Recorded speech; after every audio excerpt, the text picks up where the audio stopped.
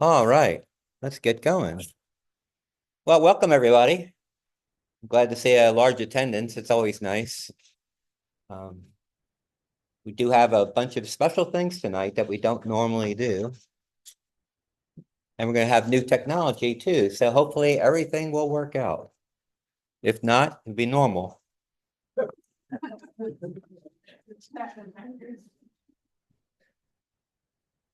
All right, first things first. I know I sent out the minutes of the meeting late today.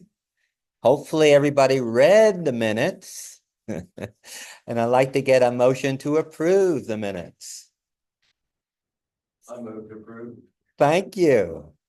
Any discussion, any corrections to the minutes? I'm sure you read them really quick. Okay. All those in favor of accepting the minutes? Anybody objecting to favoring the minutes? Hearing none, so move. We accepted unanimously. Love that. All right. Now, in terms of the police report, Kathleen, do you see any of the officers online?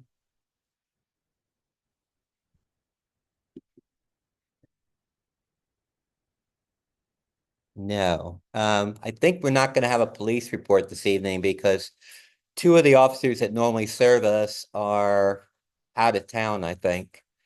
And Sergeant Garcia, who normally does the reporting for us, broke a water pipe this afternoon. So I told him, take care of yourself first. We're still here. We'll catch up. So that saves a little time for the meeting. And as long as all the candidates are here except Mary. All right. I'll go through my little spiel. Maybe by then Mary will turn up. So a couple of housekeeping rules. We do have a microphone tonight. If you would like to ask a question from the audience, put up your hand. We'll try to get the microphone to you to make sure that everybody online hears as well. We never have any problem with receptions in here. It's very good audio, but trying to get it both here and online is sometimes very difficult. Sounds like our owl is working great. And in terms of other things, when you're going to ask a question, try to ask a question that's generally applicable to all of the candidates. If you have something in particular for a particular candidate, again, try to make it so it can be generalized. I think it'll work out fine.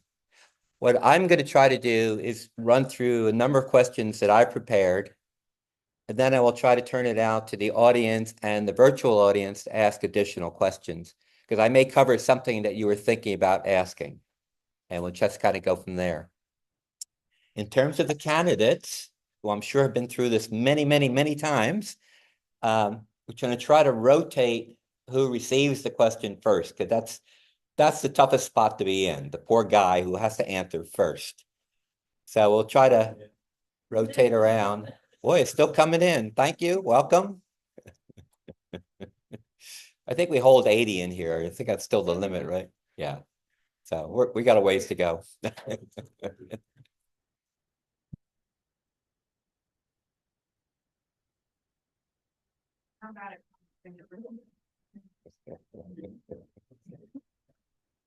Linda's responsible for the center, so if she's good, we're good. All right, first things first. Candidates, easy one for you. Why don't you get up, tell us a little bit about yourselves, and try to keep it short. Anywhere. Yeah, we'll see what short means. So give me like a blinky light. But hey guys, I'm John Cerqueira. I'm running for City Council for District B. Raise your hand if you're in District B. Okay, great. So that's basically Wade. If you don't know, it's Wade Avenue under Briar Creek, essentially on Glenwood Avenue. A little bit about me. I grew up in Durham, went to Jordan High School, and went to NC State. Started in 1997. Thank you. Go back. I saw that. Critical to my life story is my first job out of undergrad was on the 81st floor of Tower 1 of the World Trade Center. And on 9/11, my boss and I, on the way down from the 81st floor of Tower 1, we happened to find a woman who's a wheelchair user, picked her up and carried her out of the building. We all got out 5 minutes before the building collapsed. From there, I was awarded the Order of the Long Pine by Governor Mike Easley, which is the highest civilian honor in North Carolina. I didn't know that at 22, but slowly learned what it was and realized that people who earned that award were usually given that after decades of public service. And so that, when I realized that, kind of motivated me to step up my game in terms of how do I serve. And so upon moving back after some stops in Atlanta, back to New York, moved back to Raleigh, really threw myself into nonprofit work. Anything from working at the rescue mission to tutoring, using my French minor to tutor French-speaking kids from Haiti in math. And there was no mention of dog feeding, by the way, for the record. And then decided to pursue an MBA from UNC Ken Flagler with coursework specifically in urban planning. So learning how cities grow and evolve. From there, helped spin up the nonprofit Skate Raleigh, which is a skate park in Capitol Boulevard between 5 Points and downtown on a piece of land that was being used for municipal vehicle storage. And we got a $0 lease from the city and raised private money and put something together that the community uses in about 18 months. Professionally, what I do now is, after a career in training sales organizations, from executives to front lines, during the pandemic, my clients said, hey, we don't need sales training. We need help getting people out of bed.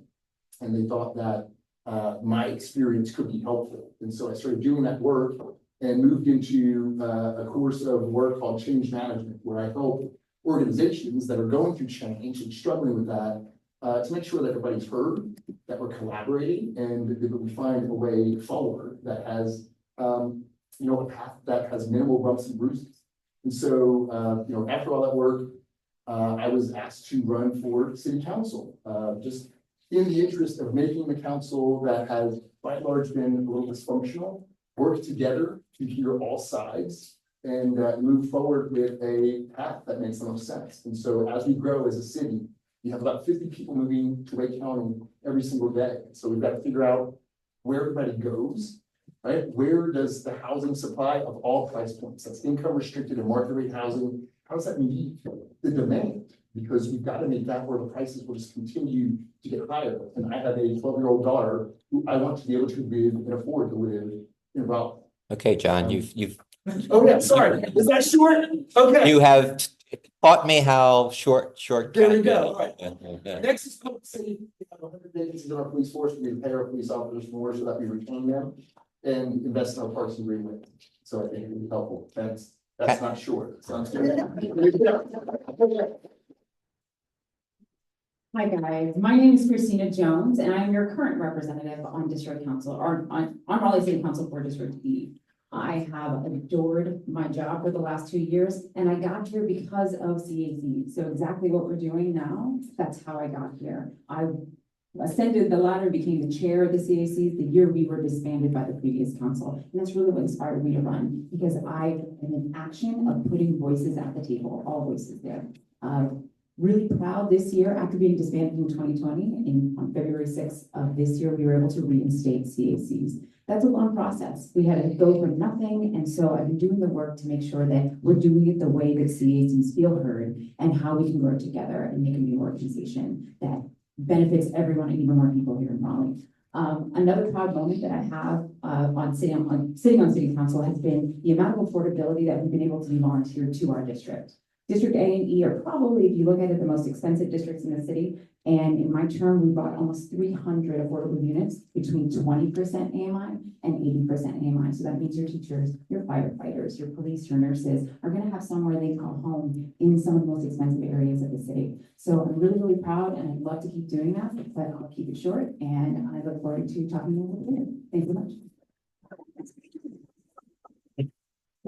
By the way, good balance between the two of you, right on time. Hello, folks. My name is Whitney Hill. I'm running in District A for being a councilman there. And I've lived in Raleigh for decades. I'm not going to tell you how many, but I did graduate from NC State, moved around a whole bunch of kids. Moved around a whole bunch as a kid. And I loved Raleigh and I stayed here. And I'm staying here until the taxes run me out.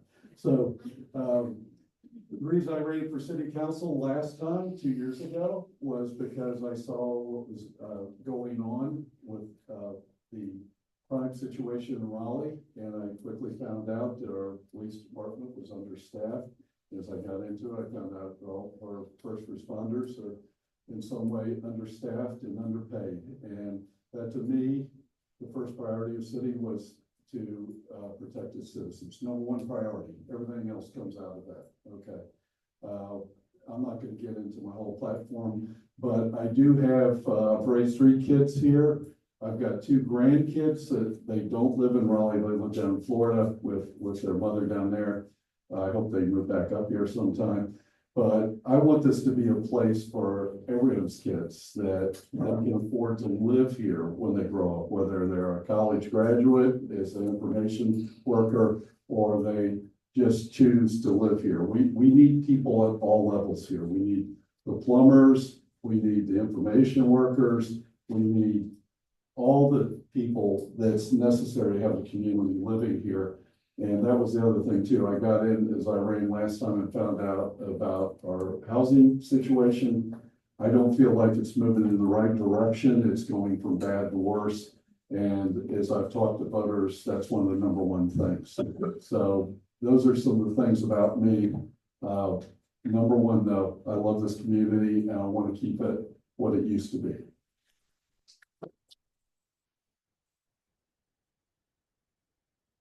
Good evening, everyone. My name is Mitchell Silver, and I'm running for the City Council, District A.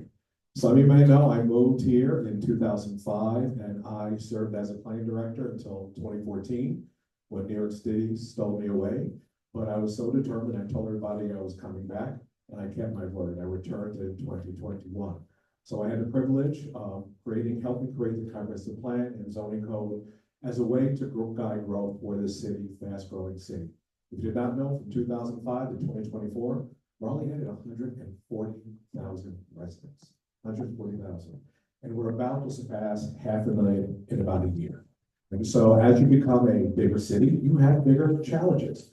And so I want to use those years of leadership to help guide this city forward. One of the things I'm so committed to, number one, have the years of experience. And number two, that I am a consensus builder, an innovator, and a problem solver. And as we work with the council, there are 8 of us, we have to figure out a path forward. Another thing I'm very determined now, I'm working for a consulting firm until June when I step down and I retire, that my practice is focused on helping marginalized communities throughout the country, be an advisor for cities, whether it's parks departments, mayors, city councils. I want to bring that experience and talent right here to my hometown, Raleigh, North Carolina. I'm excited about the path forward. One of the things you may not know is that I'm an expert public engagement facilitator. In all of our projects, I help cities design public facilitation to make sure we hear from all voices. And that is critically important as you start to plan for a city. So there's something that I help them design to make sure we cover all the topics, geographics, and demographics of the community. We don't just plan for who shows up, we make sure we hear all voices. So that is my mission. That is my goal as I run for city council, is to make sure we create a safe, equitable, and sustainable city for all. Thank you.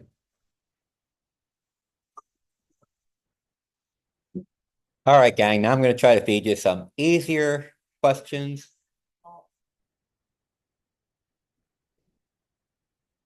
Did, yeah. Is she running? Is she running for what?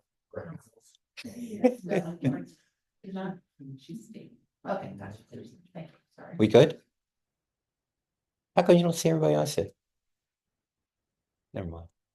All right, getting back where we were. I'm going to try to give you some additional questions and hopefully the answers will be shorter and quicker. Here you go. Here's as easy as it gets.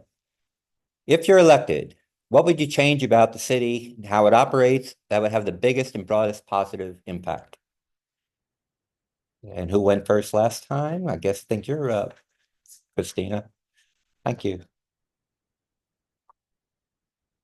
A big area that I think we need to focus on is our staffing.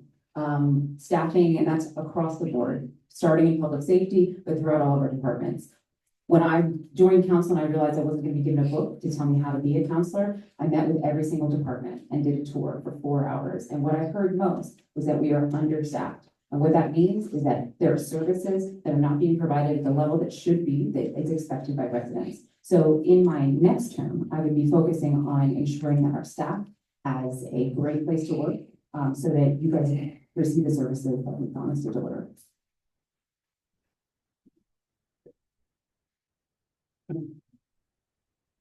So, number one problem I see that is a problem downtown is staffing too. Our first responders are severely understaffed, and that gets back to the safety issue I already mentioned. But also too, we are not keeping up with housing. And as I'm out there talking to builders, the small guys, okay, it takes 2 years to get a permit to build. And they are getting tied up with inspections. We don't have experienced inspectors. They have to go out and bring engineers for things that are basic code. And zoning changes continue to keep getting punted down the road at a time that we are in major need of housing. And that's pushing people out onto the street.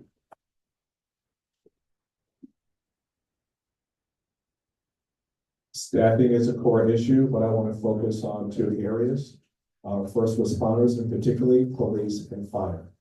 We're not keeping pace with the police in terms of salary and the number of police to make sure we have adequate service to keep our city well patrolled and maintained, both in terms of education, but also enforcement. As I stated, we added 140,000 more residents. That requires a larger police department to make sure that we're all safe and protected, as well as the firefighters. So to me, that is one of the first things I would focus on. The other one, we just went through a very tight, compressed timeline on the Red Hat decision. The city purchased the other site in 2019. Yet, sadly, this council was forced in a very compressed time frame to make a decision on something that will certainly impact the economy of the city, but also a sacred community called the Fourth Ward. That was a community of Black residents that was removed during urban renewal and still feeling the harm and the pain from what had happened. So I will certainly make sure that as these major decisions are coming place as a planner, we project out about when those conversations need to take place. And so it was purchased in 2019. Conversations did not really happen in full speed until 2024. We need to hear from residents throughout the city about critical decisions. So I'll certainly advocate for having that public outreach earlier so that we're prepared and not put our backs up against the wall to make a very quick decision. Thank you. Not to jump on everyone around staffing, particularly safety officers. I would say one of the biggest issues we have is the citizens' distrust of government. Right? If you've been in Raleigh for a long time, like I have, you've seen us go from seeing development blow up to having the protracted periods of not a whole lot going on. And we keep having this pendulum swing. We are not enemies. We are citizens in the same city. And we need to start collaborating and working as such. The CACs were voted to be reinstated, but they're still not fully in. If I'm in, I have a path forward that I collaborate with other people on council, other people that are running for council, on a way to actually get the CACs back operational. Can't force a vote to get something done in theory that doesn't have the ends meet. There's a strategy and a plan for implementation, and there's some pretty basic asks to have CACs working. And I think that's a critical way to ensure that there's information flow up and down between the citizens and people making the decisions. I've spent time in other parts of the district where there are no CACs and they're not run nearly as well as this one. And I find that a lot of people are just misinformed. I'm not just what the city's responsible for, but what the city council does. City council is not the city's customer service representatives, 1-800, I have a problem with my stoplight. Right? They're a board of directors who votes on key issues, guides the budget process with a mind's eye on what the key priorities are that the citizens want, how it makes it into the budget, and how plans actually get implemented. So I'd love to work on that. The collaboration, you have too much division, too many people in their own corners, and we have a beautiful place to live that I think we can all recognize and enjoy. Thank you. I think. Thought you all covered that one, right? All right, let's get a little harder. Now, some of you are taking the opportunity to address some of the questions that I'm going to ask you anyway. It seems like you're taking the opportunity to campaign while I'm asking questions, which is okay. The audience benefits from that, so that's all right. All right, here's a hard one. During the current administration's tenure, many critical decisions were made privately or behind closed doors, leading to resident complaints about lack of transparency. Furthermore, most policies were established between staff and council without public input. So let's start with a couple of simple questions. Do councilors adequately engage their constituents or not? If not, what change will you make to ensure residents are active participants in decisions that affect them? Before I let you answer that, give you the final point to that. What appears to be missing from the current council and those of the recent past is leadership. What I mean by that is sometimes there is need for a pause if you don't have sufficient information to make a decision. Do you have the skill to build a voting coalition to pause a vote if it is just too premature? Red Hat was a good example. So let's try to take both parts, and if you need help, I'll help you. Well, I think the CACs are the key component to making this whole thing in communication work. I applaud the fact that Christina got those reinstated. And I think we're probably all in favor of those happening. I think the city has to put full support into funding the CACs, which shouldn't be a big thing, I don't think. It's just a matter of getting word out to folks. We ought to be able to, let's say here in Midtown, be able to fill this room up every time, because people know that there's a meeting and we're promoting that. Apart from that, decisions, and I'm going to use Red Hat on this in the convention center. We made the decision to double the size of the convention center. I never did really see any kind of financial thing on why that was a good thing. I can tell you this, you in North Raleigh here are paying for it. You may not be realizing a boost in your income, especially if you're retired and on Social Security, but you did see your tax bill this time. And then after that decision got made and that momentum all got going, then it's like, oh, gee, we've got to move Red Hat.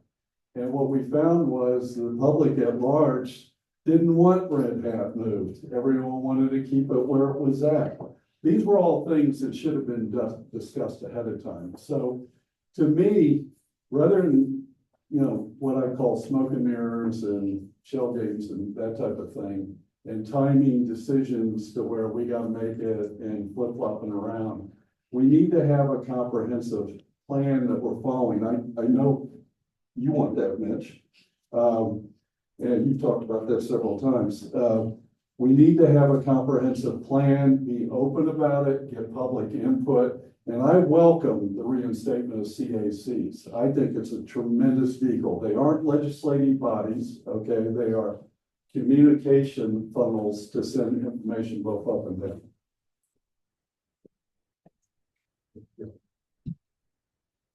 I can't answer what happened with the current council. I can only share with you what I've heard. But there have been claims that decisions were made behind closed doors. I don't know the not. I'm sure Christina could shed some light on that. I don't know. I was not there. What I can commit to is transparency. Credibility is really proven over time by keeping your promises and letting people understand how decisions are made and why. And you need to do that. If you don't do that, that's where that lack of trust that John talked about and the lack of credibility comes in. So for me, that is paramount. Because why create all that uncertainty and discomfort among your residents when just disclose exactly what's in place? So I commit to being totally transparent and working to build that trust. And that happens by fostering a relationship and having a conversation. So for me, that is first and foremost. In terms of the boss, I stated I'm currently a consultant, but I managed a huge department in New York City. And when critical decisions are made, there are times when you do have to take a pause, to take a step back. 2 cases this year, I worked on projects not here in Raleigh, where I had to tell the client, we cannot move forward there was still some uneasiness and uncertainty. And so we had to hold additional public meetings until we brought the residents along to understand exactly what their concerns were and then walk them through so we understood. It's called listening, empathetic listening, which means listening from someone else's point of view and not your own. And I can tell you, I went to a session to hear about Red Hat. To me, it was 25 minutes of talking and 5 minutes of engagement. That is not public participation. It should be 10 minutes of talking and 20 minutes of engagement in that session. And so getting on council, because I helped design, as I stated, these outreach processes, make sure if we're going to listen, we're going to truly listen, but also listen with empathy so we understand the public's point of view. Keep it short, John. Yeah, thanks. The idea of pausing, really is under the assumption that you're having to make a decision that's already rushed. I think that can be offset with some clear strategic planning. So looking further out in the future and using some well-worn techniques in change management. There's an acronym called ADKAR, stands for awareness, desire, knowledge, ability, reinforcement. So if you have a good understanding of what the citizenry wants, that informs what your long-term strategic plan. Mitch says, and I followed Mitch when I was in graduate school, he was a planning director, says you're either a planning city or you're a deal-making city. And so if you have a strategic plan, which we're going to come up on the next comprehensive plan, you have a plan that looks forward enough into the future where everyone is aware of it and you don't get to a point where you're having to rush folks. Right? Now, when you get to that point, yeah, if you've done your community engagement and you've had the awareness, you've married that desire, which means there has to be a two-way flow of communication. That's where operational CACs come in. Then you won't be in that situation in the first place. If and when that does happen, of course, take a pause. But I think that can be offset so that we're not having to get ourselves in rush decisions. To touch on CACs for just a minute, just to remind you, I was the longest serving chair of the CACs for 3 years. So I know internally in the institutional knowledge of what our challenges were prior. And we had some cracks. Coming on council, we have to come to compromise. And so those compromises led to a unanimous vote to reinstate them and to bring them back. We're working with CAC leadership currently. So that is on the plan. That is a structured output of what's coming, that's not coming straight from this council. We're in partnership with the residents who are here, who want, and I wanted to make sure that my voice was heard.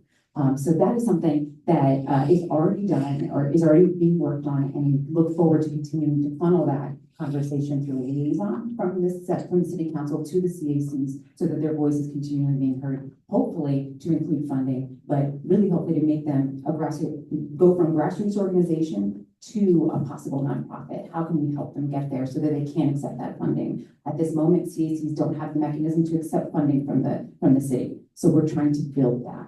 And I'm really excited about that work.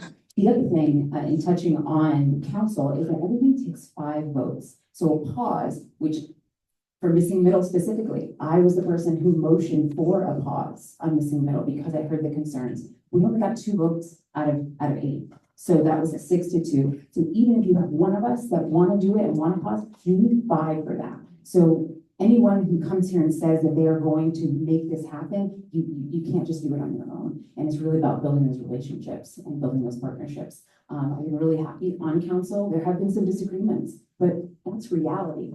Guys, that's reality. Nothing, when you put 8 people in a room to make a decision, they're not going to be unanimous every time. And there are going to be reasons, and it's really important for you guys to understand those reasons so that you can see how we are trying to plan for the future. And lastly, talking about planning, we do have a strategic plan, and we have 4 committees based off that strategic plan that some of them barely ever meet. Tomorrow, I had my first Safe, Vibrant, Healthy Committee meeting since last October. We have not met.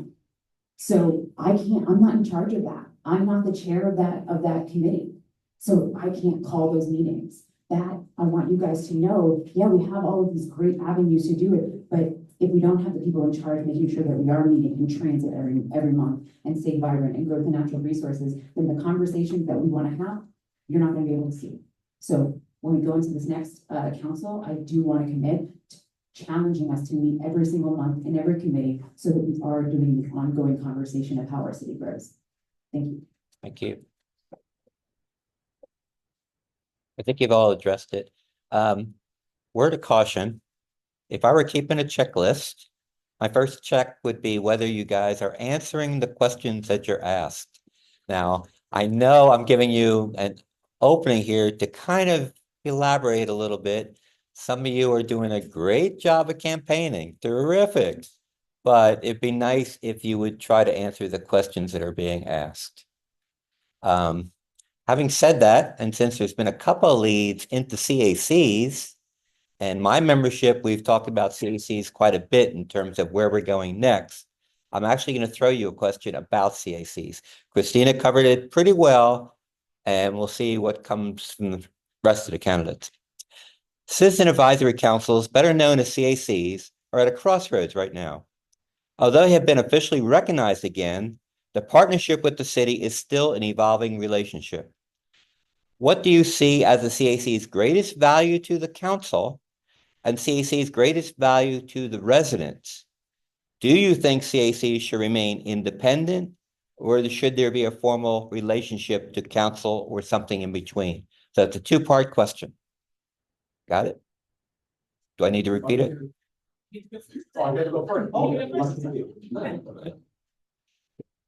I'd have to go back to when I was here as planning director, and I thought the CACs functioned quite well. Back then, we had a number of initiatives that we needed groups on the ground who were well-formed, connected, who had outreach to other neighborhood associations. So I found the CACs invaluable. I don't know how we would have got through our comprehensive plan and the zoning code without their advice. That relationship should be formalized. We need those voices from the residents, as whether there are zoning cases or other small area plans or overlays, whatever it may be, but they're vital. They're a vital voice to help inform the city council. There'll be other groups that'll inform, but at least it's the go-to entity. And again, I enjoy the CACs. We had a formal relationship. They were the first group I would go to if we had a proposal, because I know there were a group that were there, they were formed, they had regular meetings. And so that was something that I hope as we move forward, we can once again solidify to see what we had before of how we can recreate it today. I was not here when it was disbanded, but I'm glad that we're on the road to fulfilling that role. So I answered one question. There was a second part. I want to make sure I get the two. I don't want to get my hand slapped. The second part was, do you think that CAC should remain independent, or there should be a formal structure relationship to council or something else? I don't know if I have a strong opinion. I want to find out, having a conversation, what works best for you, where you're most comfortable, and then we can figure out. I think John said earlier, there were some conversations about how to move it forward. I'm open. I don't want to dictate what is the right approach, not just my opinion. It should be our collective opinion about how do we move forward to make sure the CACs, from your point of view, has the most value, and then the city council has the most value. Larry, do you want to ask that question again, so I'll make sure I say it? I will read it to you again, just make sure I get it right. Citizen Advisory Councils, better known as CACs, are at a crossroads right now, and we are. We're reinstated, but we have multiple ways of moving forward. Although they've been officially recognized, the partnership with the city is still an evolving relationship. First question, what do you see as the CAC's greatest value to the council and the greatest value to the residents? And the second part, do you think CAC should remain independent, or there should be a formal structural relationship? Love it. Thank you. Okay. Question is, what's their value? The value is getting the people who the city serves to have input and insight into the decisions that the city makes. The opposite flow of information is also valuable, as government is difficult to understand. I mean, there are people who on the council trail for city council are talking about schools. That's the county, right? We've been crossing the words, but that's the county. A lot of people don't know. And by the way, why should they? And we all have busy lives. So going to examples where I'm in parts of the city with like homeowners associations, and I'm asking questions that are not in the city's purview, or certainly not what the council does. I see CACs as functioning as a critical way to inform the city on what the priorities are of the broader population, and for the city to have some nodes, some kind of almost a delegation of how to explain what the city's doing. I've sat in some Midtown CAC meetings, there's one recently, and years ago, when I lived across the street on Quail in Compton, and Larry does a fabulous job when people are saying, why isn't the city doing this? And Larry said, that's not the city's job, that's MCAC. Super helpful, right? So I think that's a valuable way to have a city function so that we feel informed and we don't feel like things are being decided without our input. Should there be a formal structure? I think they could at least be on the city website. My understanding when I go to the different CAC presidents and say, what do you actually mean about being fully reinstated? And they give some pretty clear-cut examples, and they've taken off some of the elements that made CACs problematic and too much like fiefdoms that don't function well. Those are simple options. I think there's having them on the city website. I think there's simple funding. I think there's access to tech that could be helpful. And oh, by the way, training. If you're going to have a delegation of people that are going to translate for the city, they should be informed. What does the city do? What are common concerns of neighbors, and what department handles that? So you can triage those requests and everyone feels heard without tying up unnecessarily staff or council time. Thank you.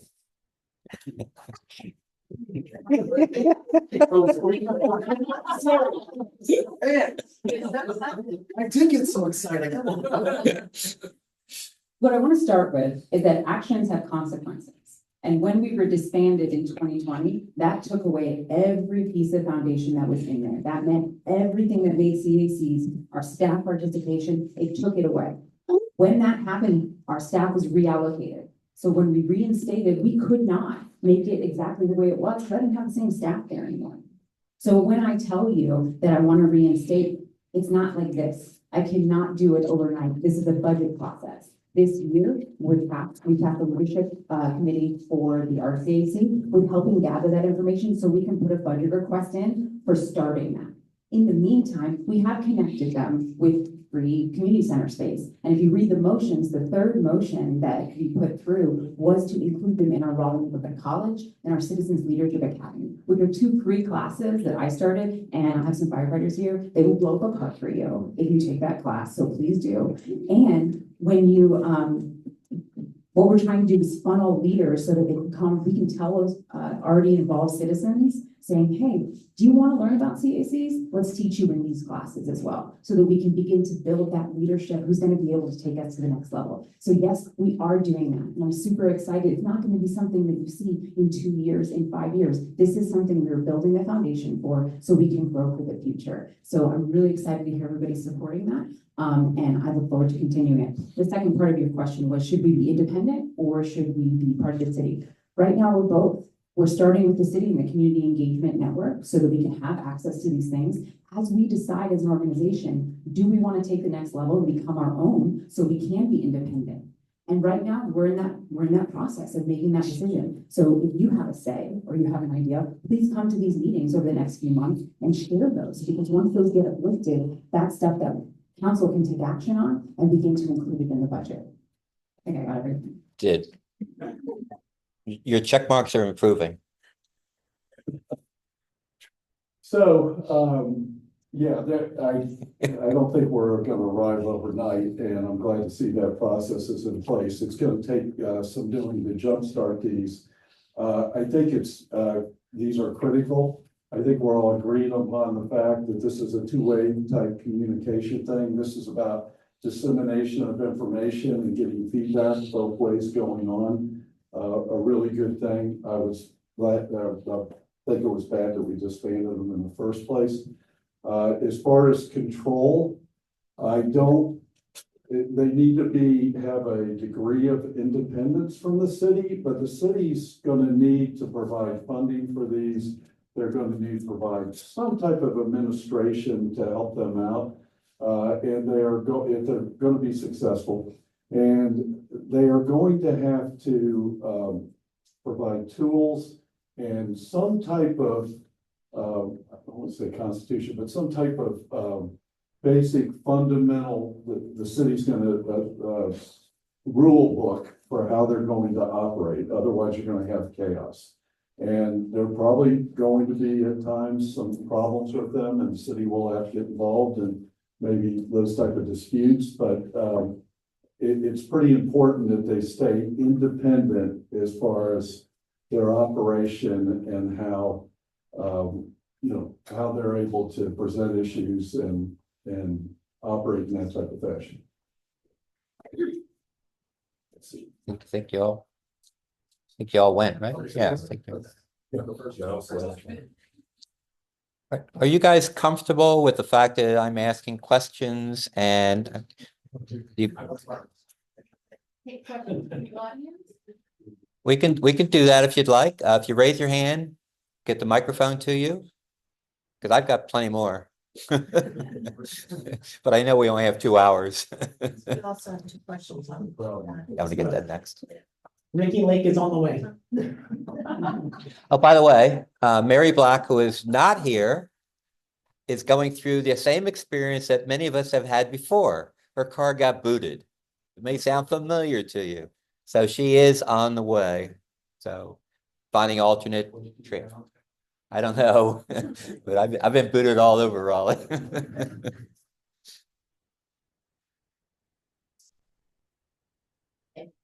I've got a specific question for Mitchell. You have a lot of experience, but it's mostly with dealing with large developers.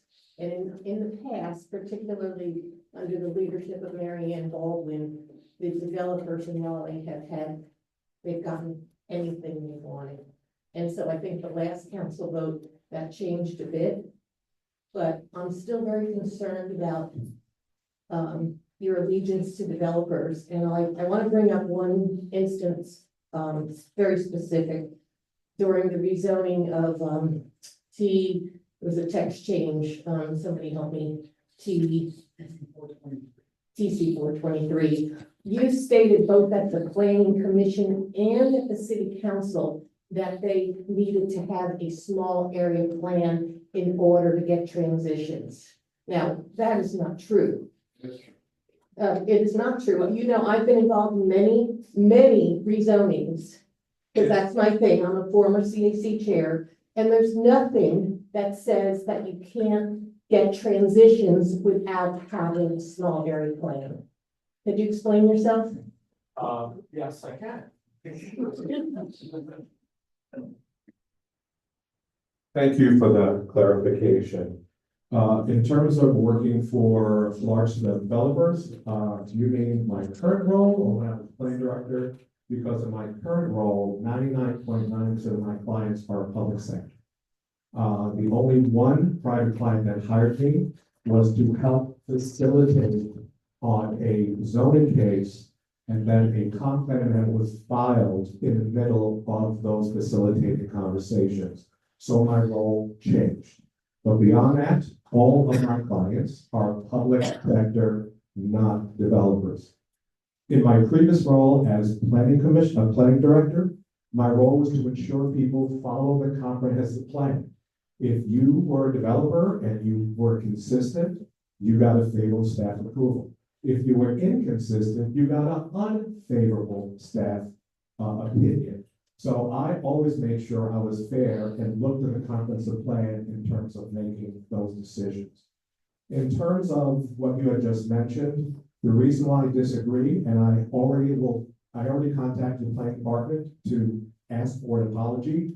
I wrote that section of the comprehensive plan.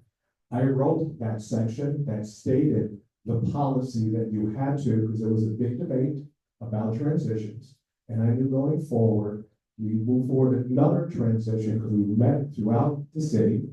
Each community determined which community would get a transition zone. And then I put in the language, the policy, that any new transition zone must be part of a small area plan.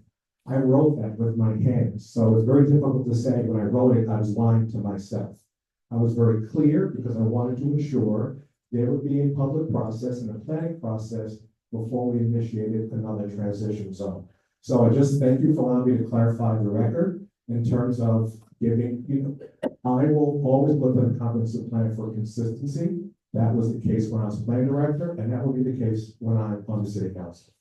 Can I just make one comment about that? It was very misleading because you don't need a small area plan in order to have transitions. You can still I can, negotiate that without a small area plan, because there are very few small area plans in the city. So you're basically saying, if you don't have a small area plan, you can't have the Or- transition. for transition zones, that is correct.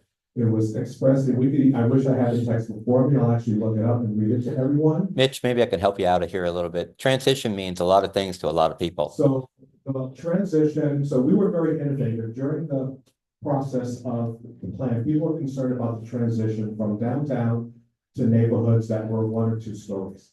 They felt having a high rise next to single family was too jarring. It was just too assaulting to neighborhood character.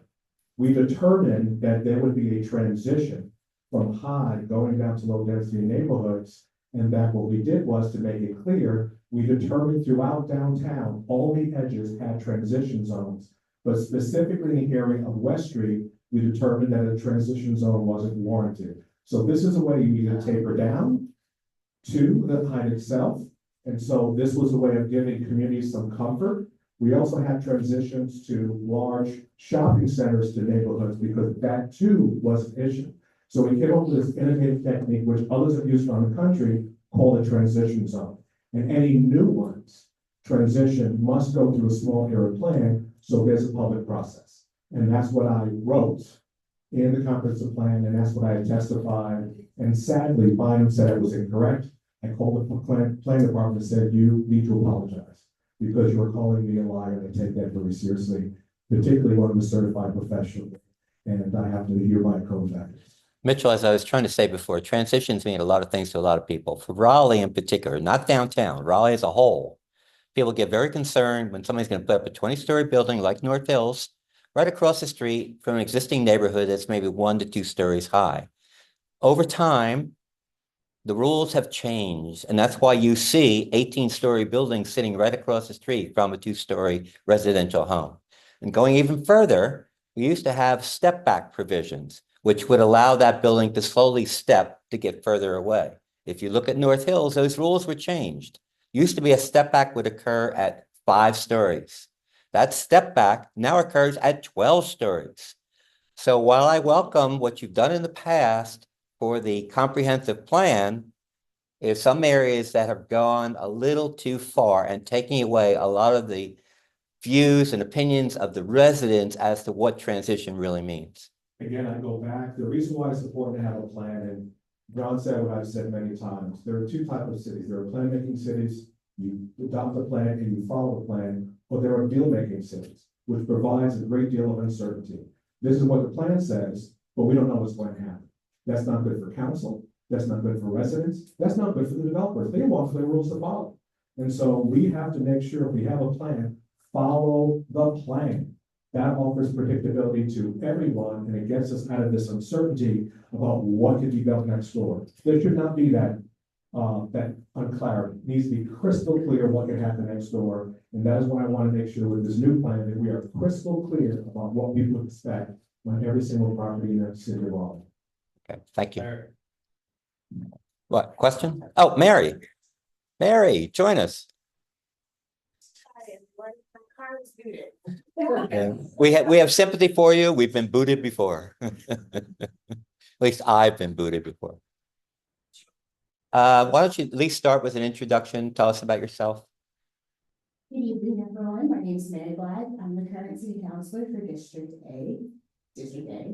I have served for the last 2 years with a community-minded, environmental-minded, and people-minded focus specifically around community engagement, environmental justice, and affordable housing. So this next election, this campaign season, my campaign is now shifted to reflect some of the work that has really been important over these last 2 years, specifically working for rights for all workers, creating inclusive community safety models around like an alternative community safety model, creating smart and equitable housing solutions that really looks at homelessness as a housing crisis and how we can really begin to address those things. And then, of course, always centering back in my experience on climate and environmental justice before I was on city council, and still today I am an environmental justice and climate expert. So that's what I do. That's a little bit about me. Sorry I'm late. Thank you, Mary. All right, any more questions from the audience? I see a hand back there. Oh, Ted, you're up front here, right next to the, go ahead, go for it. Hey y'all, I'm Courtney, I live in Quail Hollow, and this is my first meeting of anything related to the city. So I'm glad to be here. So I always said that when people don't know the story, they're gonna create their own, and it's usually not good. And so I hear stories that people are creating all the time about the city council, and I don't know the story. I'm curious about all these secret meetings and staff and departments and things not being shared, and so. Or do you have less of those now? I mean, what's the plan with that? Like, are you going to have more open meetings? Are you gonna make a commitment to do that? Because that's bad, in my opinion. Do you want anyone in particular to start answering that? Or? Yeah, whoever. Looks like they all want to go for that one. Mary was last to arrive, so I'm letting you go first, okay? Thank you. So, we hear a lot about how specifically politics, there is like this mirror or this like door or wall that kind of keeps the public separated from the decisions that are being made. And one of the biggest things that I have had an issue with being on council is not being able to set our own agenda when it comes to work sessions.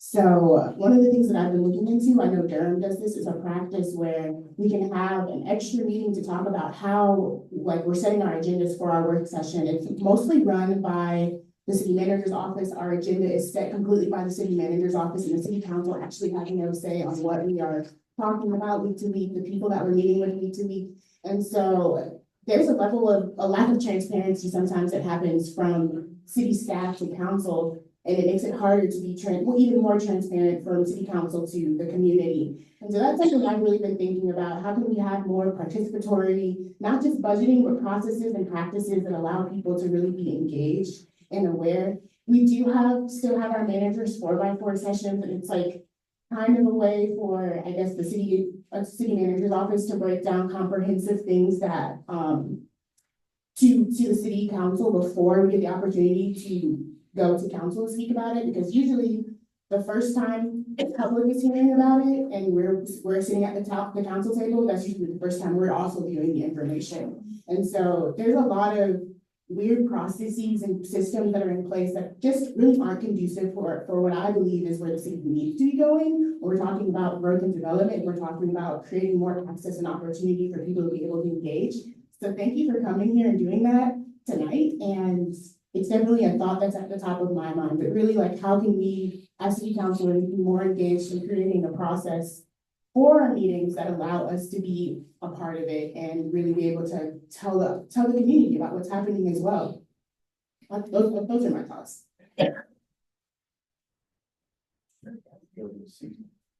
Anybody want to answer? Oh, okay. No, I'd like to say something. So the way theories about what's going wrong downtown get going is that there is stuff being discussed, and all of a sudden a decision comes out and it's not communicated properly to the public. You're going to have communication between city council folks to discuss problems and get some consistency on things. I mean, that's just gotta happen. You can't do everything in the city council meeting. However, why a decision gets made, what the thought processes are, these are things that need to be communicated out to the public when they're done. And what has been happening lately is there's been a lot of decisions being made, and all of a sudden a vote happens and kaboom, people are wondering what happened. Why was this vote going this way? What was the reasoning behind it? It just happened. Let me just follow that up for a second. You've heard discussions about CACs. CACs were the classic of behind door decisions. One counselor wasn't even informed as to what the other counselors were talking about as far as the status of the CACs. As soon as it came out from behind closed doors, motion was made, to go ahead and remove support from CACs 4 years ago. Now, the encouraging part is for all the candidates, especially, is we are going to get a change in the mayor. That will take care of a lot of the prior problems we have had with council, city manager, and mayor. That relationship needs to be redone. So we are. The CACs were a problem because you just took a side. So for those of us who have loved Mary Ann Baldwin, the fact that you disparaged her like this is CAC leadership. I didn't disparage her. I'm giving you a fact. Taking sides, what you always did, is why they got rid of you. Thank you. You got the message. All right. Are any more questions? Ted? Yes. One of the things that Raleigh is blessed with is a very vital nonprofit section, and they address many of the needs of the citizens, such as Helen Wright Center with housing for women and the food bank, and like on and on and on. And I know the Helen Wright Center, for example, has a very productive partnership with the county, providing support for homeless women. And these nonprofits, to me, it seems, involve a great deal of community engagement, a great deal of efficiency. They're not bound by all the law and the restrictions of the state and so forth. And do you see a role for increased involvement with nonprofits to help address some of the needs so that you don't have to get all these things bogged down in the committees and so forth with the government? Do you have anyone you want to start answering that? Is that a question? Was it, Was it a question? was it a commentary or question? I'm asking, do you foresee a role for Thanks for. Nonprofit. Ted? partnerships with Duke Raleigh, Well, yes, sir. I remember you. I was on the board. I remember you. Okay, good to see you again. The answer is absolutely. Homelessness or people experiencing homelessness is an issue that's been around for 40 years. You need everyone playing their role. There's an organization that emerged that I've fallen in love with called the Lotus Campaign. They're working with landlords in market rate units to help people transition from being unhoused to getting their lives back together.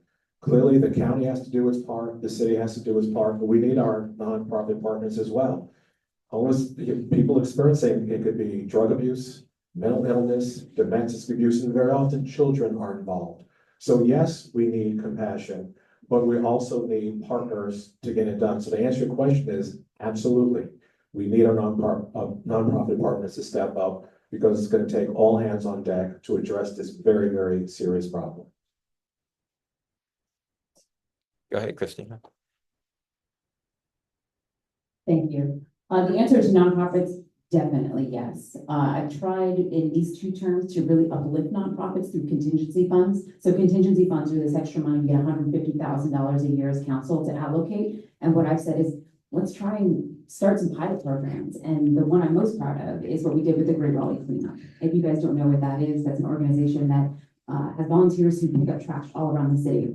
And last year around this time, the executive director called and said, I want to hire homeless people and I want to pay them $18 an hour. Can you help? And I said, I think we can do it through contingency funds. So we gave them $12,000 to start that program, of which now on June 4th, we have actually signed a $500,000 contract with the Great Raleigh Cleanup to expand those efforts beyond once a week. So now we're up to twice a week, going to a place at the table and bringing 4 to 8 individuals out to help clean around the city. So I think those are all pieces, you know, not one nonprofit can't do everything, but to your point, getting some that have really great missions and having them help us in our crusade to end homelessness to help with affordable housing is really critical. So I do agree, yes, we should expand our funding of nonprofits.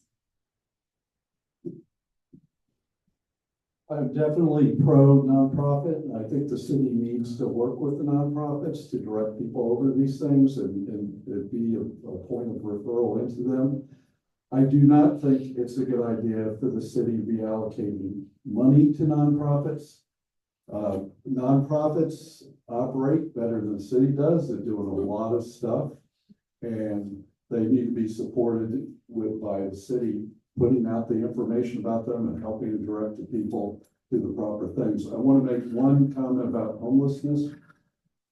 We need to stop the flow of homelessness, and that is totally a supply issue of housing. So I'd like to see that plugged, but in the meantime, we need these organizations to help these folks and transition them back into regular life. I do not like nonprofits. I just feel like I was gonna jump on, yes, of course, we need partnerships with nonprofits. I think the way to make a nonprofit most helpful is to see where it fits in the broader scheme of things, right? So take homelessness. There's homelessness that is a function of multiple different areas, right? Some's just general displacement, falling on hard times, some's addiction, some's mental health. And that's where someone in the city being able to coordinate, hey, who goes to Oak City Cares? You all know what Oak City Cares is? Oak City Cares, that's for fundamental basic needs of people that are really struggling, right? Then you've got options like healing transitions, building, expanding their campus on Dix Park, right? That's for men who have opt-in, they can be there. If they're there, they follow the rules of the house around sobriety and pitching in. If they don't, they can leave. Then you have partnerships like Habitat for Humanity, who fundraises and helps, bridge the gap, and not by funding them, but by, again, going through the delegation of, hey, who's really passionate about this? There's an organization that I'm a part of, Activate Good. Activate Good works in partnership with the city, and they're essentially a clearinghouse of volunteer opportunities that works with companies where there is pent-up demand for people to want to help. And there are opportunities to help, and people don't know really where that flow is. And so Activate Good serves as a nonprofit that becomes the conduit for, hey, if you have this skill set and you have this opportunity to serve, that's where the need is. And I think it's really around the cohesive nature of what are the needs. Let's look at big picture and let's put all these pieces together, make sure everyone knows who does what. And so we can meet that need. Keep going with the nonprofit love, but exclusively as somebody who has worked for the last 10 years in the nonprofit sector, I see the importance of how nonprofit and specifically like policy and political collaborations are really important.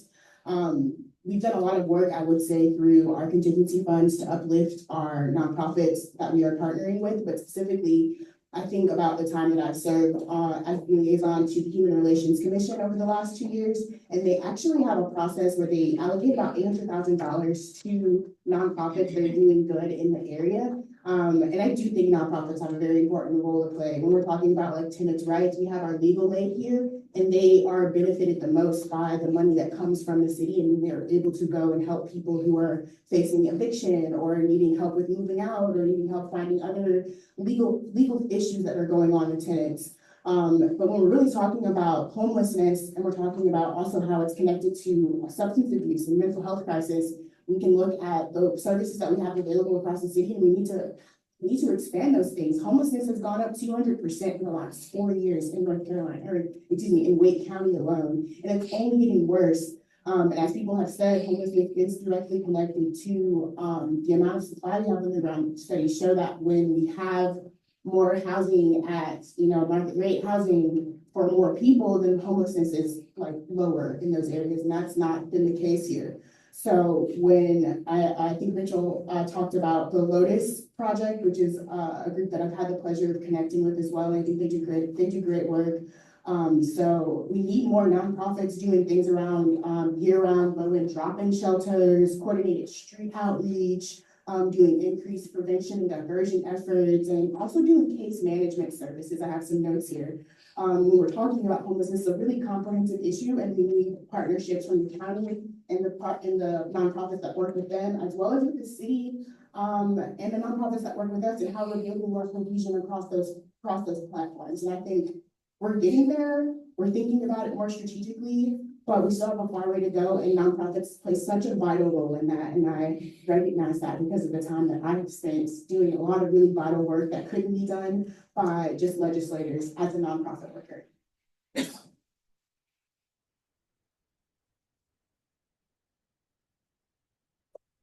So much. Softball and a curveball. So the softball is the Centennial Commission voted today to approve, rezoning around the Lenovo Center as an entertainment district, which means now it goes over to you guys. Or it goes over to council in terms of moving the rezoning. So how do you feel about that? That's easy. The other one is the recent report that the developer is suing most owners in the Woodcrest subdivision over their property's restrictive covenant, under which only detached single-family two-story houses are permitted. It's kind of an interesting reversal of some typical things we've seen. So the developer wants to build 12 four-story townhomes on 2 existing properties, which is permitted under current city zoning. But the sticking point is a restrictive covenant, which dates back to 1958. So it's worth noting, this is interesting. It's a working class neighborhood. It's ranch style homes. It's, you know, it's a place that has a lower or close to the median price for homes in Raleigh. So it's been suggested issues like this could be addressed, and a couple of councilors have said this, that it could be addressed through tweaks or, you know, adjustments to the missing middle policy. What are your thoughts on this in terms of what might be a good tweak? And feel free to do the Lenovo Center question first. Who wants that one first? I'll take Okay, Christina, there you go. All right. I might come back to you for the second one to remind me. So we're gonna start with the Lenovo Center.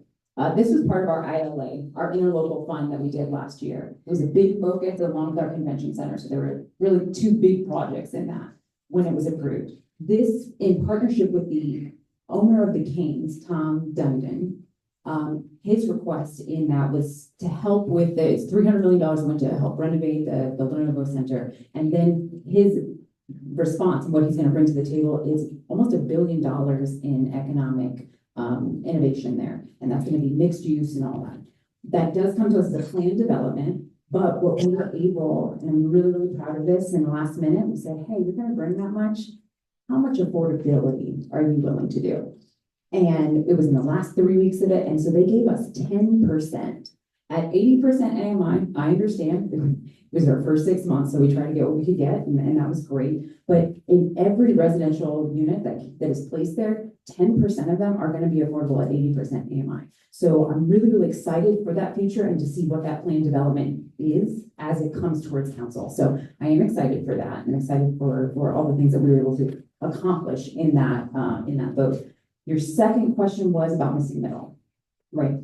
It was Specifically the wood product issue where the developer is suing the owners yes. because of the existing covenant that dates back, the restrictive covenant that dates back to 1958. Right, and so I've been out to that, to walk that neighborhood with the neighbors, and that was, it's hard to hear, you know, at that point, they had just been served 2 days prior, and it's the entire neighborhood.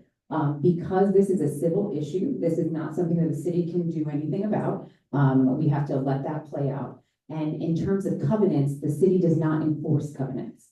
So that's what I've learned in this project. I've been asking those questions back and forth. Missing middle, I want it to work the way that it has been stated that it will. I want it to work that way. My concerns that I brought up in council is that there are no guardrails on it for us to check back and say, hey, in a year, what have we done? In 2 years, what have we accomplished? What are the concerns? I'm seeing now, in addition to the example that you gave, a lot of stormwater management control issues in especially our 5 Points area. Our 5 Points area, we're having a lot of infill development. It's affecting our stormwater and our pipes. They're too old in that area and they're breaking down. And so there are things that we do need to solve. As we have these text change amendments, but we're trying to uplift those in conversation to get answers to. But I think a lot more needs to be done as we are working on missing middle. So with the first question, I'm gonna plead a little bit of ignorance. I'm a big spreadsheet guy, and if it's in our economic interest to do this out there at the Lenovo Center, I'm all for it. For growth, for progress. My only complaint is that sometimes, well, we tend not to spreadsheet these things out and show the financial justification for them. But I'll plead ignorance as far as knowing that one. The second question, I'm gonna talk about missing middle and take an opportunity to do that real quick. I'm totally against missing middle. I think if you are in a neighborhood and you are historic neighborhoods, so part of the beauty of Raleigh, but you shouldn't have a multi-unit place, go in next door to you when you bought into a certain type of zoning, and all of a sudden now the house next door is getting bulldozed and a multi-unit is going in next to you. And I'm glad Christina mentioned, because I've suspected that this is going to cause problems with our infrastructure. I think with these downtown neighborhoods, we've already got parking problems. And now we're going in and just shoehorning multi-units into these places. And can the infrastructure handle it? And I wouldn't want one of those going in next door to me, and they've already got parking problems in places like Hayes Park and stuff. So I'm totally against missing middle. I think it was really a train wreck from the beginning.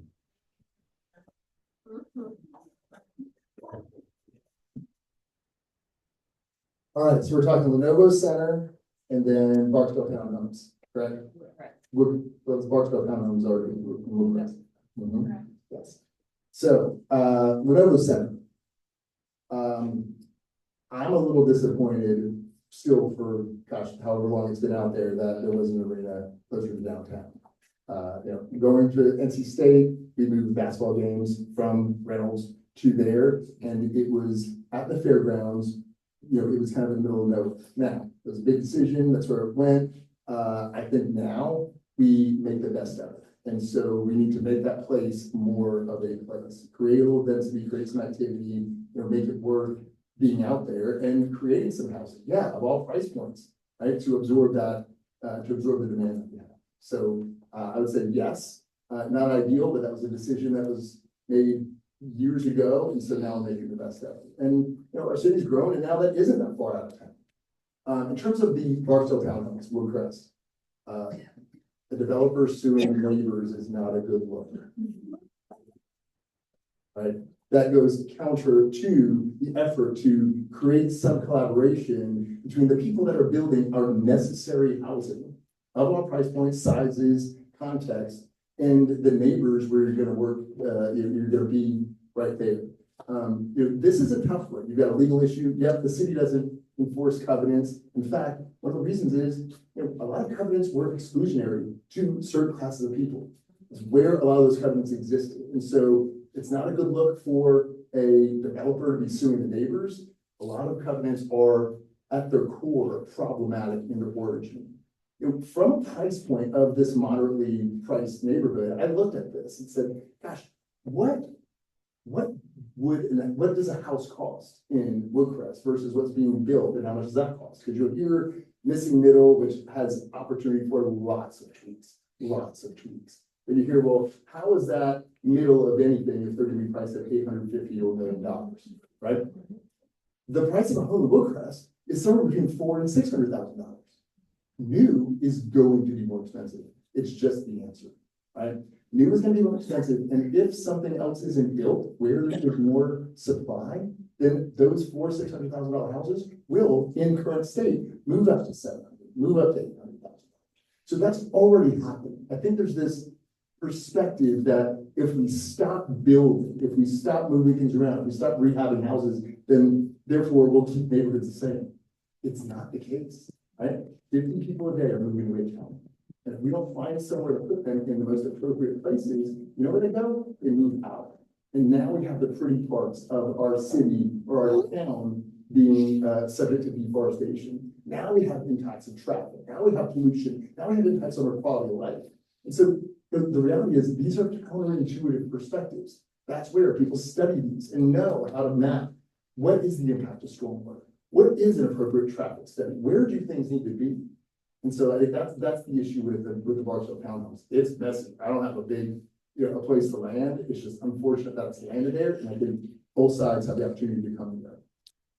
Before you guys continue with this discussion, I do know that there's somebody online that wants to talk about exactly the same thing. So go ahead, Mitchell, and we'll bring in somebody online. Okay. Well, you may not know this, but in the former comprehensive plan, we came up with this approach of having 8 growth centers and 12 multimodal corridors. One of those growth centers was West Raleigh.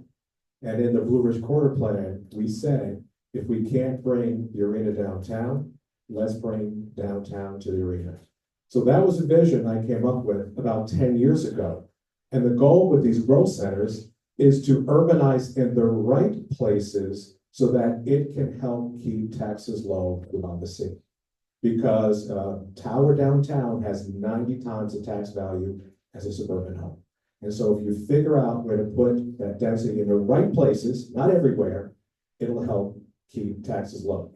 The other point I want to make is that there's something called the power of 10. Every great city should have 10 destinations with 10 things to do within each destination.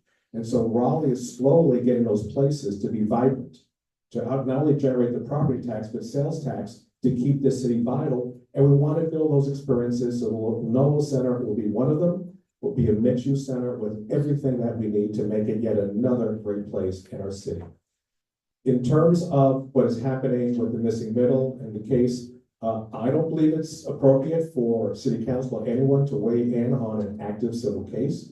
There are arguments on both sides. It's going to be adjudicated. I want to learn from what happens because, as what John said, yes, a lot of covenants were very problematic. This one's about height. But we all know some of the old covenants had a restriction that they did not allow Jews or blacks to live in those communities. And so that's something we certainly want to make sure that is not the case in this case, but this is going to be adjudicated. We'll all be watching what's happening. But I also agree that with the missing middle, we need to make some tweaks to make sure it is right sides. Like any tax change, you put it out there, you learn, you go back, you make sure it's right, so that it does provide some of the additional housing to absorb all the people that are moving here. But again, we want the right development in the right places and preserve the neighborhoods that need to be preserved. Okay, thank you. I'm gonna turn to one of our online folks.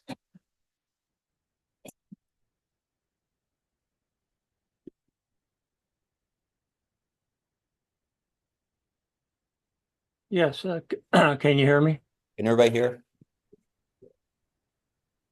Go ahead, Bob. So I appreciate the person who brought up the Woodcrest neighborhood lawsuit. And I have some comments and then I have a question at the end for all the candidates. And I've been thinking again about how the previous council approached the planning process. Unfocused, spreading density everywhere. And is this how we want to do planning? Letting neighbors and developers duke it out? Do we subject neighborhoods to planning and zoning changes at the end of a fire hose? There are people in Raleigh that do not know that they are now in a frequent transit area, also known as an FTA, that was applied without their knowledge or input. This is fire hose rezoning. In Charlotte, when they applied this kind of district, when the light rail line was extended toward UNC Charlotte, all affected property owners were notified by postcard and given an opportunity to respond, according to a planner I spoke to in Charlotte about a year or two ago. Here in Raleigh, and I served on the UDO review committee, when the UDO was under development, one of the last things to be done was a mapping change that changed the zoning on commercially zoned properties. All the property owners were given a chance to respond. If I remember correctly, a commercial property owner could accept the new zoning or keep the zoning that was in place at the time, and they could ask for a rezoning at a later date. My question about that is, why were residential property owners in Raleigh not given the same option? What the developer has done in Woodcrest, suing the neighbors, violates all standards of common decency. Focus and balance should be important virtues in the world of planning. When you lose focus and balance, you end up with neighborhoods against developers and developers against neighbors. So my question is, what changes need to be made to the planning and zoning process so that citizens will be educated and forewarned about changes to the planning and zoning process that affect their neighborhoods? Thank you very much.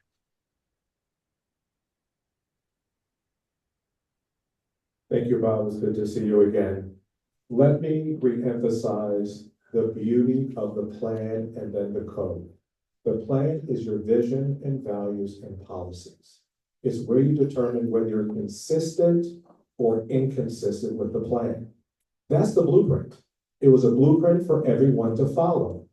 Initially, consistency was primarily just the land use classification. Over time, council gets a list of 20 to 30 items. So anything is either consistent or inconsistent, and that is not a good practice going forward. The comprehensive plan is about to be done again, and we need clear rules, clear policies to follow, and not so many options that you can find a way of getting approved. Land use, there's a whole map that was created to show exactly what you should be asking for, whether you're consistent or inconsistent. But I went to some of the hearings, and staff is showing now 20 different policies, partially consistent, partially inconsistent. That's too vague and ambiguous. You need to give clear direction whether you're consistent, inconsistent, and then you vote accordingly. That has been blurred. The code are the rules in which you need to follow. That was a little bit different, but from our perspective, we want to have certainty in the process, have clear policies so that the council is now looking at 1 or 2 and not 30, so that you're communicating exactly what's expected on every single property. There's something called a future land use map, and that tells a developer, it tells a community, whether it's high density, low density, commercial, mixed use, what is to be expected, period. I would encourage we not get into the 30 and 40 other policies, which starts to blur and make everything foggy, and then someone can find a path forward. So that is something I'm going to commit to as we do the new plan. I think over time, it went a little bit sideways because I believe in certainty, predictability, and blueprint that you can trust, I can trust, and makes the process a lot smoother and more predictable. All right, I want to follow up on that just for a minute. Sure. The assumption is that the comprehensive plan is a fixed item. It is not a fixed item, and it has evolved because we're getting too much population now, and there's no policy to accept that population without making appropriate changes. The plan does require a process. If there are changes, there's a public process to talk about those changes, so it's not done behind closed doors. Markets change, technology changes. Missing middle, for example, was a new innovation when people were concerned about solely single-family homes and the harm it created in many cities across the country, and took a look to see how we can increase density. Places change, issues change, and so we have to always look to update it, but that's a public process.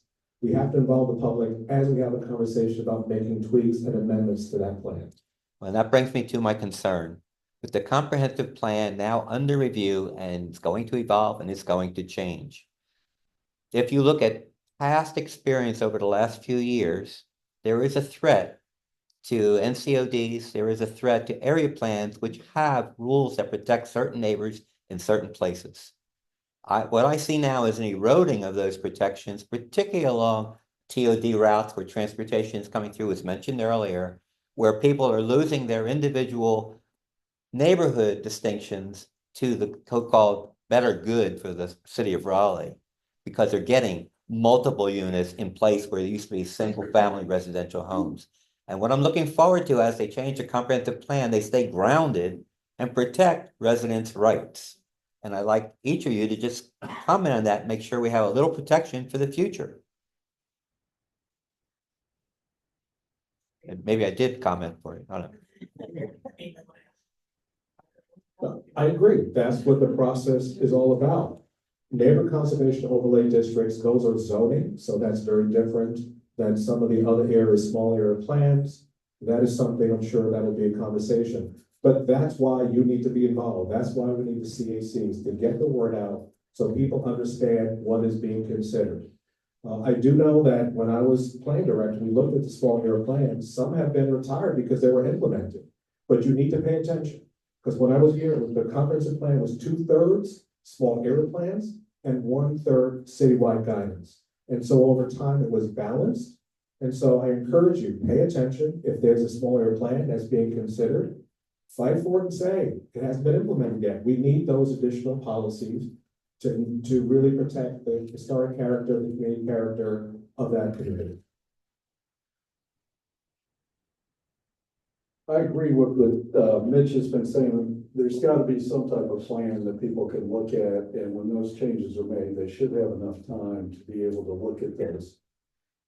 I want to mention one other thing about, this is just an overall observation of city council. I feel like when I watch city council sessions and we talk about zoning, that type of thing, and not just on zoning, but they tend to get spoon-fed from the city administration what they want them to be dealing with.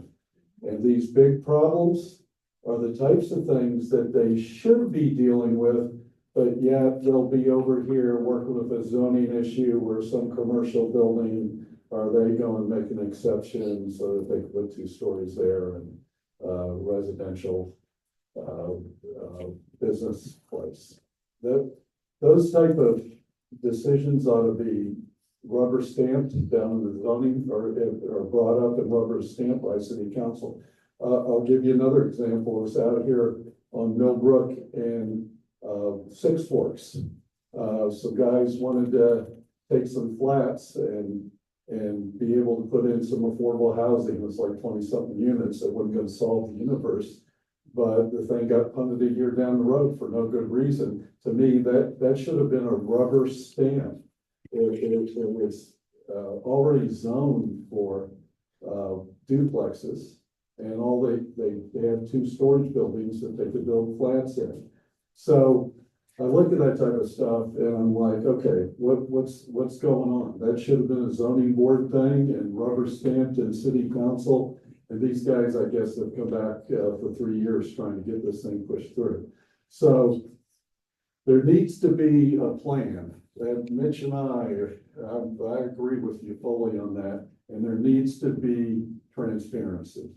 And when decisions have to be made, they need to be made well in advance when you're doing major changes to the plan.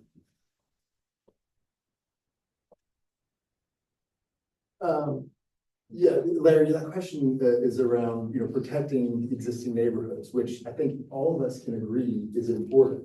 Have you all ever heard the term, you can have fast, cheap, or good, but you can't have all 3?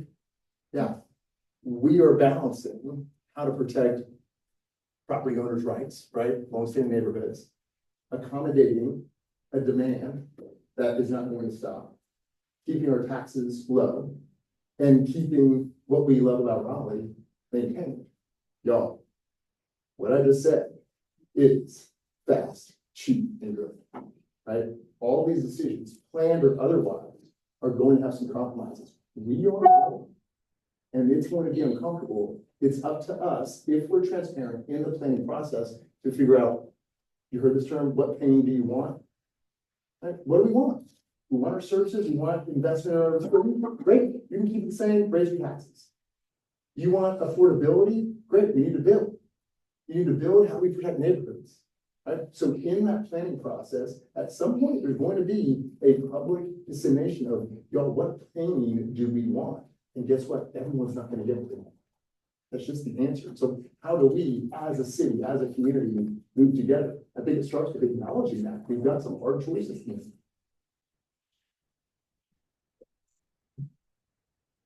Yes, I definitely think there should be a process, and we've started it. We had our first meeting for the next comprehensive plan just last week. So what I want to bring to our attention is that we can make all the meetings, but I need you guys to show up. Meaning that in our last, we added participatory budgeting, or trying to, last year, in which we did in every district here, community meetings. And in District E, 5 people came. So when we met in October to talk about the budget so that we would have a better understanding of what residents want in this year's budget, in my district, only 5 people showed up. So I can have all the meetings in the world for you to come, but if you don't come, then there's nothing that happens. So I need residents to make sure that you're showing up and getting your voice heard so that we can continue. I'm committed to making sure those opportunities are available for you. So one of the things that I'm thinking through as I'm listening to everyone's answer, and just like my time on council, when we are dealing with these cases and when we're dealing with the plan, I think it's the easiest passing rezonings, passing these things that are changing when they do follow the plan. But a lot of the times we have cases that don't follow the plan, they don't follow the future land use map, they don't follow the UDO, they don't follow the other one I can't remember the name of right now. And then we spend time kind of piecemealing what will make sense to make this case work for whatever development is. If it's community benefits agreements, if it's affordable housing, if it's, you know, giving us money towards putting a greenway trail here. And what I want to see when we're talking about the plans is more of like understanding when we're planning for the future and we're looking at what needs to happen and we're changing, because the comprehensive plan was written like 20 years ago. So where are we now and where are we going? But when there are cases, and there's always one, it seems there's always cases that are falling outside of what the plans are because we're growing, we're sprawling, we're trying to build density and account for all of these 50 people that are coming into the city every day. These cases are still coming through. So what do we do and how do we plan and give people an understanding and a place of understanding when these changes are happening? And how do we as council make decisions for things that do not fall within the area plan, they do not fall within the future land use, they do not fall within the UDA, do not fall within the comprehensive, that was the fourth one I forgot.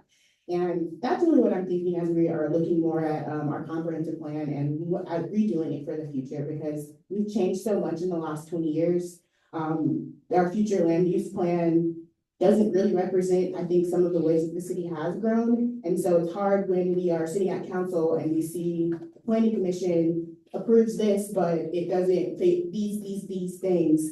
And we have to make that decision based on the limited knowledge we have and the limited time we have to be able to move things along. So that's something that I want to account for more from the city and to the public, and from the public back to the city, so that we can just have an understanding and a better camaraderie of what we're thinking about as we're going forward. Thank you. My name's Robin. I live on Latimer Road. I bought my house in 1990. I was the youngest person on my street. And now I'm the elder. And I want to talk about trees and tear downs. Yeah. Because obviously our neighborhood's changing. Obviously my taxes have doubled this year because of that. But what can y'all do to stop the developers from clear cutting the lots, building is to the absolute max, these huge houses, and causing us to live in construction, almost, I call them war zones, trying to get in and out of the neighborhood every day. That, to me, that's like my biggest challenge is which way do I go to get out of the neighborhood today, not have to stop and be stopped by 5 or 6 construction agents. Let me partially just add to that, because that's actually one of the questions I had on here. Tear downs and clearing the lot. I know everybody's going to say, well, we can't get involved with that. There are state restrictions, so on and so forth, but you can. You keep talking about tree policy on the current council and things that you can do at less than an acre, not 2 acres or more, but less than an acre, which is most of the houses around here. They're a third of an acre, maybe a quarter of an acre. And when you go to, you don't even have to put a house on the market anymore. They call you to try to get you to sell your house. It's a hot market. So just all you got to do is stand outside, and chances are 5 cars will stop and say, are you selling today? So, but what I was going to say was tree protection in particular should get a lot review, and you should be saving trees where trees can be saved, not clear the lot, rearrange where you're going to put the house, and then decide to plant the saplings that come later. You've destroyed part of the neighborhood. You've destroyed the beauty of the neighborhood. In looking ahead to perhaps redoing the comprehensive plan, one of the areas that has got to be strengthened is tree protection. The last round when we did the comprehensive plan, we put in 6-inch caliber trees to come back. I think now they're what, 3 inches or less saplings. So that's one of the areas I'm hoping that whoever gets elected takes a hard look at neighborhood policy and preserving trees. And you don't have to comment on it. I'm just reinforcing. Latimer is a perfect example of a street that's not what it used to be. It is not an affordable street anymore. Yet it's in an affordable neighborhood. So that's my only point to that. We can take a lot more questions, and there's a lot of things we didn't get into, and I really do appreciate all the input that the candidates and the counselors have provided tonight. I wish we could keep going. Like I said, we could go for another 2 hours at this. Unfortunately, we are limited by time. But I do want to give you all a chance to mingle a little bit, perhaps, and talk among yourselves for maybe half an hour. Couple little things I want to just throw out for you. In terms of the upcoming budget, one thing that has not been recognized by the county or the city over at least the last 2 years, that since we've come out of the pandemic and since inflation has raised its ugly head, people are having a hard time everywhere staying in their homes. Life is tough. So before you decide that the city needs more money and you want to float a bond, which is a long obligation for a long time at a considerable interest rate right now, think twice. Think of the average guy trying to stay in his house at 80% AMI or less, that's retired or on a fixed income. How do you keep them in their homes? Progressive tax, maybe? Or you have special considerations. Right now, it is really hard to even get a county discount, if you will, for taxes, even though your income level is low. The bar is set too high, I guess. You want the right people to get the allocation of money. But the point is that tax impacts have got to be taken into impact now. If you're going to start the budget process, you don't start it by asking all the departments what they want. You ask the people what they want and how to best afford what they want now, as opposed to maybe down the road. Infrastructure is way behind. Six Forks Road took 10 years to get it approved and then actually get it funded. 10 years. And what happened? Land values went up. Now you can't afford it. And the rest of Six Forks is no better. And it's a problem that's going to come up later on. So those are my kind of messages to both candidates and counselors, is to try to be more fiscally wise, if you will. John, to follow your comment, yeah, you can do things cheap, you can do things well. Hopefully we will get to the point where we do things well, timely, so that when you approve a development and that development comes online within, say, 3 years, maybe 5 years or 10 years, all the infrastructure that's needed for that has kept pace. It doesn't have to come about later because you afford more money. And I know you all have your special thoughts about that, but I just rather, you guys want them to answer some of those questions? Like density everywhere? It's called missing middle. What's that? They can maybe address it in a closing statement. Yeah, that's what I was just about to do. That's what I just want to make sure we can do that. Yeah, I know. Was there another question? I'm sorry. Oh, I'm sorry. Yeah. Y'all know everybody's moving here. We all know that. Thank you. For larger, it's just roads. Eastgate, every other house is being torn down, and I've been surrounded by all these large houses. I understand real estate values have increased because of this and because of the demands. I understood that we needed to have a new assessment, which we did. The house that I live in just about doubled in assessment. I contested it. I did get a little bit of a reduction. That was great. And then I understood the city kept the flat tax as low as they could, which was great. My taxes are way higher than they were last year. And we all know every year they creep up a little more, and a little more, and a little more. This is not sustainable, and I'm really concerned about it. And I'm hoping that we can implement some kind of progressive tax where those more expensive homes pay a little bit more than some of the older homes like mine that are, don't have as much property value. Otherwise, you're going to lose all of us kind of regular folks that have been here for a while. Anyway, that's my thought for today, and I'm hoping you all are considering. Yes. And yes, I would like to give you all a chance to provide a closing statement in a timely manner. Let's do it. Closing statements, taxes, trees, right? Trees and density. Okay, so John, I'll give you the mic and just pass it on down, and we'll just end it. Save the best for last, Mary. Sure, I'll do a closing statement. I'm not sure which question I'm answering. We kind of went a lot of different places, so I'm just gonna do a closing statement. That says, I care about the city. I've been around for a long time. I have the professional experience, I have the education. I've demonstrated a way to work with the city to get something done in a timely fashion. And I look forward to continued engagement. Love Larry, love the CAC. Hope I'll get your vote for those of you in District B in November. Thank you. All right, trees, quickly touching on, yes, under 2 acres right now, the state law is prohibiting us from making any decisions on that. We are working on putting on a legislative agenda, but honestly, we said that in January, we still haven't seen. So those are the stuff that we'll say something and then there's a brick wall. So still working on that because we do see the importance, and it's actually in North Natural Resources. So I'll let Mary speak on that, but we are working on that. Trees, taxes was the other question. Density everywhere. Density everywhere. I mean, I think this is what the missing middle was talking about. We have our comprehensive plan, which laid out, as Mitch said, these areas, these zones. Briar Creek is one of them. Briar Creek is one of our densest areas in District E.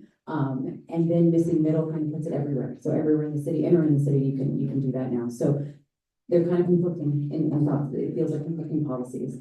I don't have the answer for it right now. We're still in those communications with text changes for missing middle.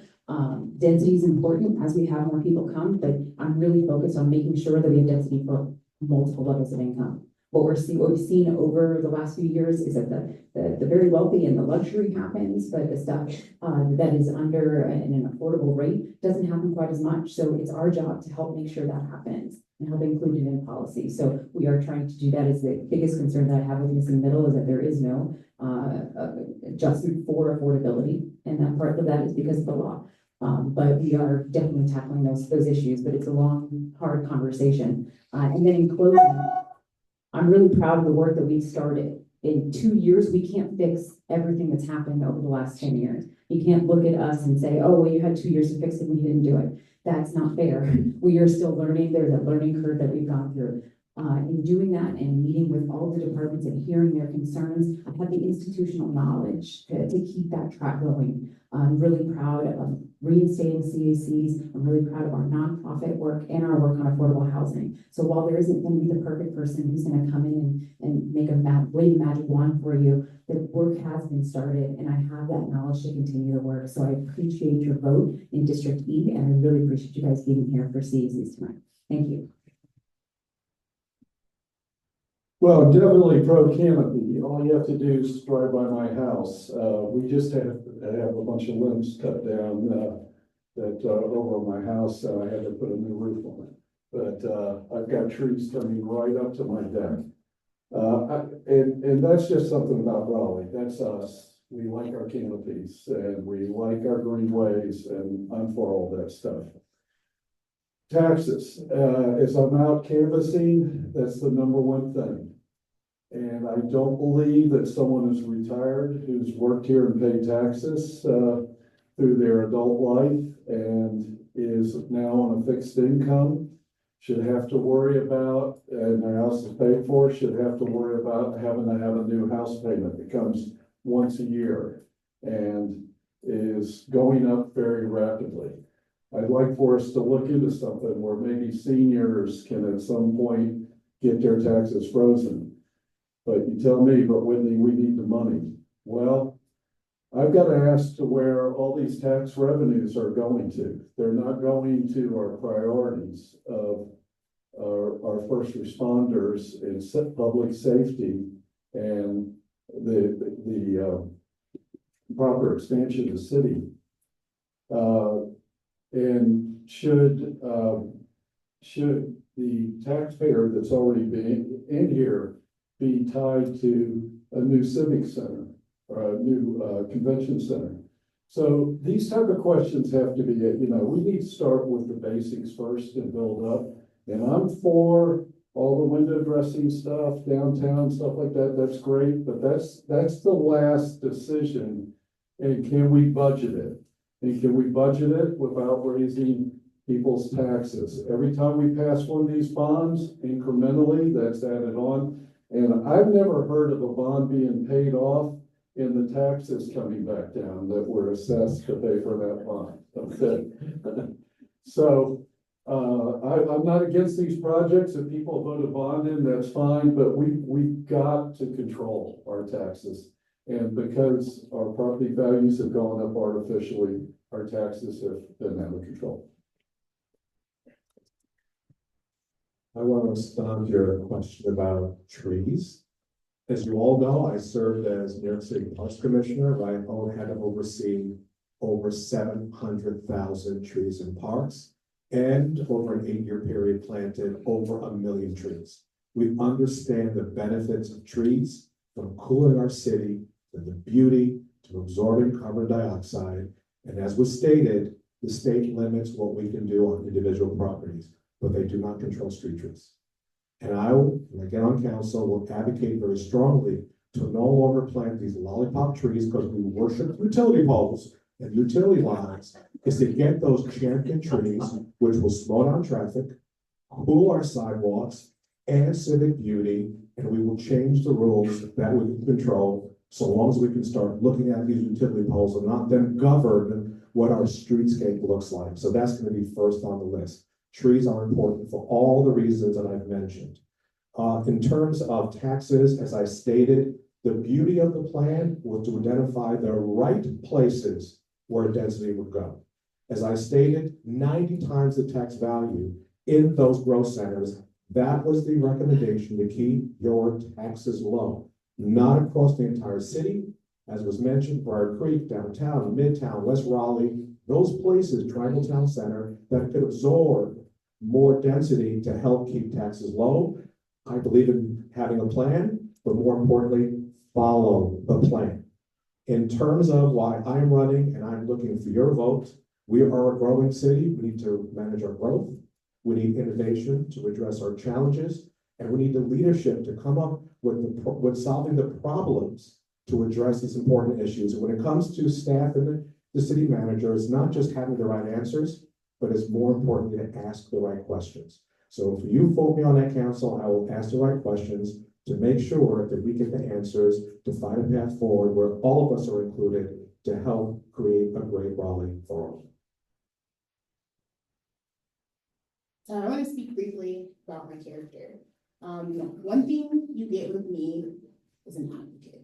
I've said this time and time again, I am an advocate, not a career politician. I have no ego in this space. The only reason why I am still here and still seeking re-election is because I believe in the work that we have been doing. I see the path forward, and I want to continue to work for that path forward. My platform, as I mentioned earlier, is RISE, is an acronym. It stands for Rights for All Workers, Inclusive Community Safety, Smart and Equitable Housing Solutions, and Environmental Justice and Equity. So I want to start with the trees. Trees are important. This is the Oak City, and one of the things that we've had a lot of issues with is looking at our infill development standards and some of the pushback that we've had legally or the legislation, or just being discouraged to do it. We're afraid to, as we hear all the time on council, to poke the bear. With me, you don't get somebody that's afraid to poke the bear. I will always say the quiet part out loud every time, even if it makes people uncomfortable, even if they don't like it, but it needs to be said and it needs to be done to make sure that we're looking at our communities comprehensively. I like some of the things that we've done around some of the developments we've had around street trees. We're doing, like along the TOD, we have our, the green area with frontage on the space. Like, we need to be doing more of that in more places. We also have looked into doing a green growth toolbox and how we can really make that more of a place-based understanding for how we're looking at green growth and how we can use that as the ability to be able to do things. Another aspect of me taking a principled stand, I did not vote for the budget this year. I didn't think the budget was putting the money where I wanted it to go, and I knew the property increases were coming. And it was one of the biggest things was because it wasn't leveling out the cost and the burden on longtime homeowners, which is something that we've seen. We were talking about this 2 years ago during the last election, but it was something that we were seeing mostly in Southeast Raleigh to mostly Black residents who had been living in their homes, and now they're being pushed out by the growth and the gentrification that's happening here. And as I've been doing canvassing in District A, we just passed 3,000 doors this weekend, knocking on doors. And the conversations I've been having was actually a conversation I had with somebody in this neighborhood who said that their property taxes went up $1,700 in 1 year, and they're on a fixed income, and the only reason they're able to sustain is because their daughter is able to move in with them. And that was something that we connected on. We didn't have the same politics on some other things, but that was something that reminds me that we are more alike than we are different. When we're looking at the city, we have a lot of the same issues, whether we live in District A, in District E, in West Raleigh, and the hinterlands of District B, as we like to call them. We are more alike than we are different. And as we're thinking about that and as we're growing together, I just want to make this a city where we can all rise together, have a list. So a Raleigh that rises together is one that protects homeowners and supports our city's progress and ability for everyone to age in place. It centers around working towards a budget model for the city that is truly representative and participatory. It advocates for a safer community and a more compassionate response for everyone. And it invests in the people who keep our city moving to ensure that Raleigh remains a thriving, well-maintained city for years to come. I am proud of the work I've done over the last 2 years, advocating for workers, advocating for communities that have been historically dispossessed and left at the margins from growth and displacement, and mostly centering the voices of people who have been forgotten. And I want to continue doing that. I hope to continue doing that this November. Thank you.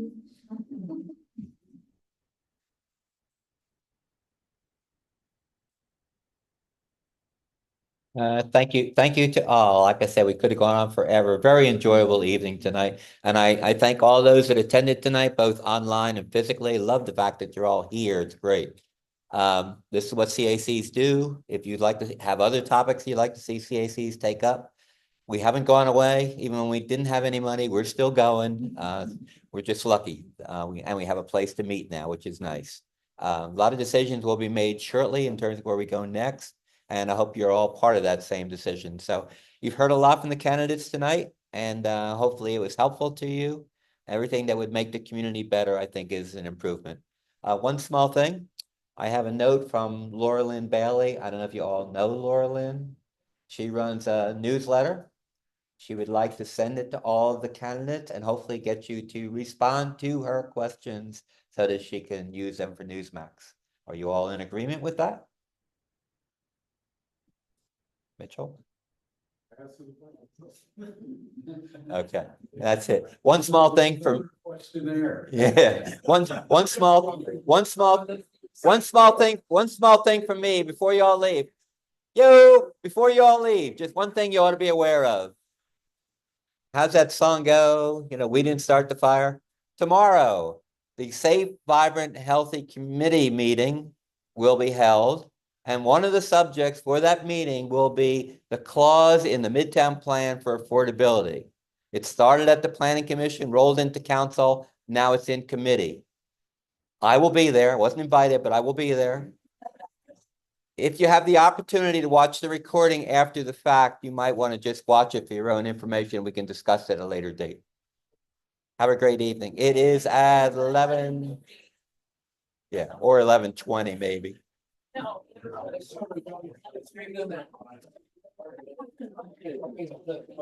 Let me just stop this.